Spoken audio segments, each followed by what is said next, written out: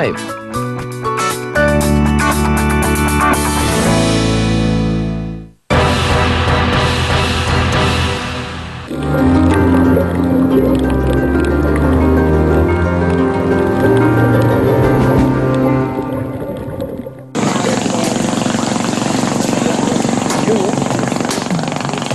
lahat ng bata sa isla ay kailangan maglayag sa gitna ng karagatan.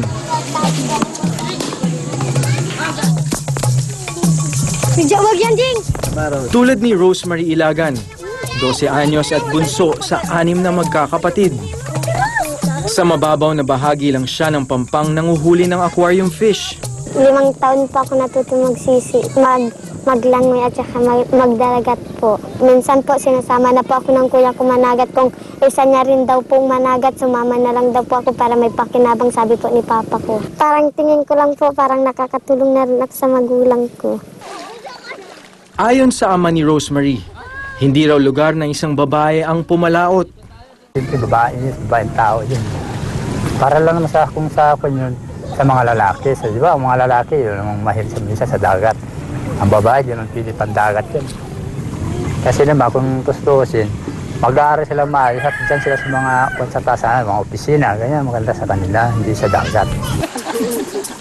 Hanggang Pampang lang si Rosemary, habang ang kanyang ama at kuya sa gitna ng dagat ang tungo para makahuli ng aquarium fish.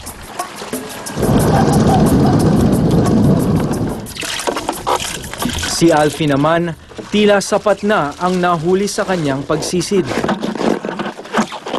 Kailangan na rin nila bumalik sa Pampang dahil sa nagbabadyang sama ng panahon.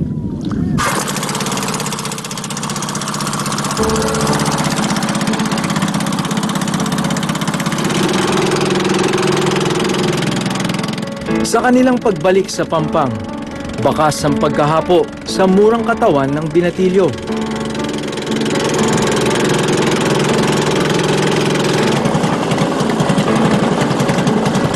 Baba mo yung bilaong, Do.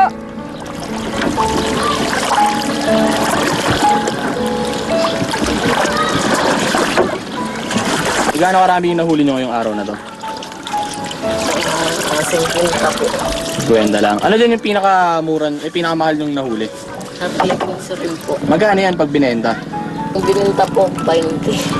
20 lang dito. Pero pag sa pag umapat na sa Maynila, magkano yan? 40 po. 40. Tansya mo, magkano lahat-lahat yan?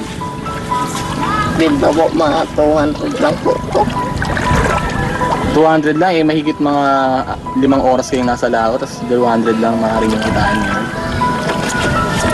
Ganyan po talaga, minsan rugi, minsan meron malaki din kita.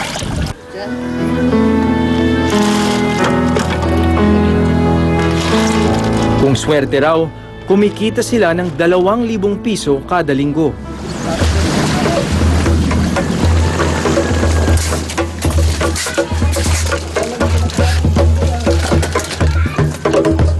Kung sa mga bahay natin ay palamuti lang ang mga aquarium fish, dito sa isla ng San Salvador, ikinabubuhay ito ng mahigit 100 pamilya.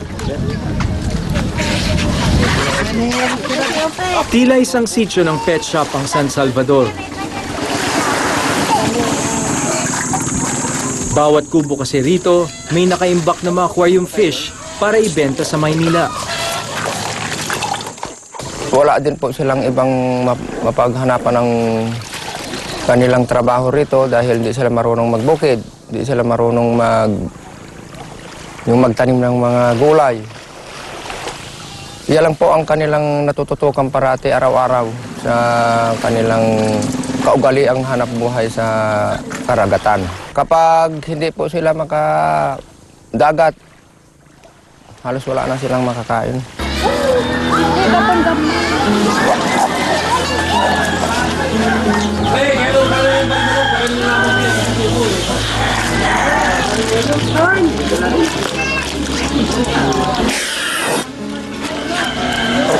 Iniimbak nila Alfie ang mga isdang nahuli. Pinaparami pa raw kasi nila ito bago ibiyahe ng Maynila para maibenta. May nalalabi pa silang 3 araw para sumisid at madagdagan pa ang nahuling aquarium fish.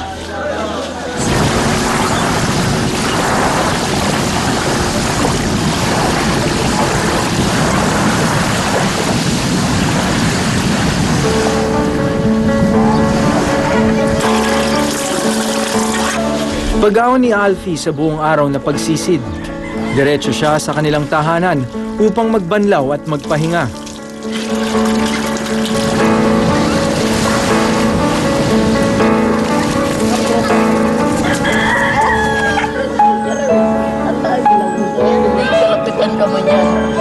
Ang bubot na katawan ni Alfie, sinasagad sa pagsisid ngayong bakasyon. Pasan-pasan din kasi niya ang kuyang may bukol sa baga. Kinakailangan daw itong mapatignan kaagad sa doktor. Health center lang kasi meron ng isla. Mag-ipon po sana ako kaso lang po parating mga gastos din po pang ano sa bahay. Minsan po iramin ni mama pang bili po ng bigas. Wala pong bigas. Ganun po. Naisip ko tuloy, sa tindi ng pangangailangan ng kanyang kapatid, ilang pagsisid pa ang gagawin ni Alfie bago tuluyang gumaling ang kanyang kuya.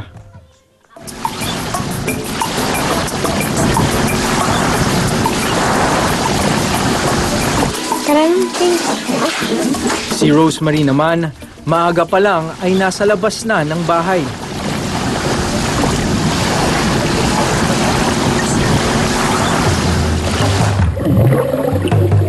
Ganito raw kadalasan ang kanyang ginagawa tuwing manghuhuli ng aquarium fish ang kanyang tatay at hindi siya isinasama. Hindi man sinlalim ng sinisisid ng tatay niya ang pinupuntahan ni Rosemary, pambenta pa rin daw nila ang mga mahuhuling aquarium fish sa mga batuhan malapit sa Pampang.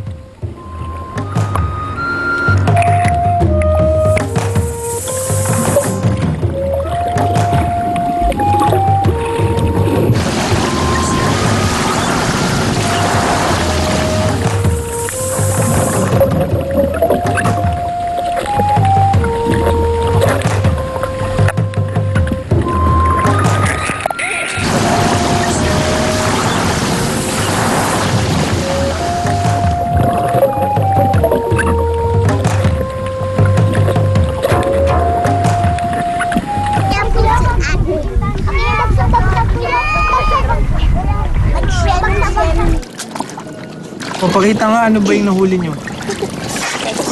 Yan po yun. Nahuli na ang tagilog. Ayan. Sino nagturo sa inyo? Yung mga iba-ibang klase ng isda? Yung turo? Tinitignan lang po namin pag nagbibiyahe na sila. Ano bang kaibahan dun dito tsaka sa bangka? Mas malalim, ganun? Mas maraming Mas isda? marami isda po. Mas maraming isda? Magandang po. Talaga? Buti na lang natin din. Basta na tayo pupunta ngayon? Sa bike. Bahay? O, tara. Ako na.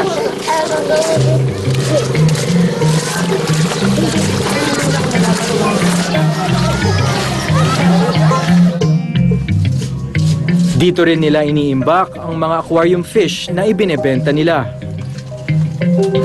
So yung nagpa-plastic, kuya mo palagi? O ikaw rin minsan? Siya rin. Siya rin.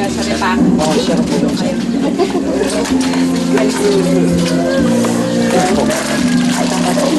Magkano yan? 5 piso ba isa? 5 piso isa? Pero pagdating sa, kunwari, sa malayo na, nagiging mga 100, ganun. Kami lang po sa klaseng isda po ngayon. Hindi ka ba napapagod? Hindi naman. Enjoy mo. Kasama yung mga kaibigan mo yun. So pagkatapos, oxygen, paano ginagawa? Bubuksan, gano'n? Hindi po, itabiin po. Ilapag na lang po sa tabi.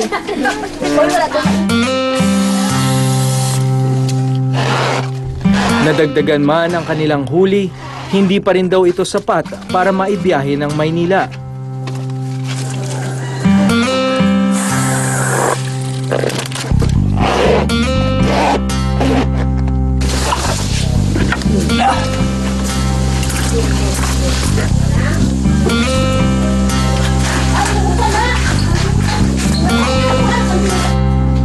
Kinakailangan daw ng pamilya ni Rosemary na kumita ngayong mga darating na araw.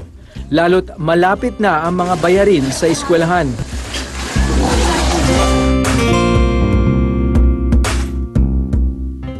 Pero ang kinababahala ng mga residente ng Barangay San Salvador ay ang nakaambang pagbabawal ng aquarium fishing sa kanilang lugar ng lokal na pamahalaan ng Masinloc at BFAR. Don't go away, magbabalik ang Insider dito sa TV5.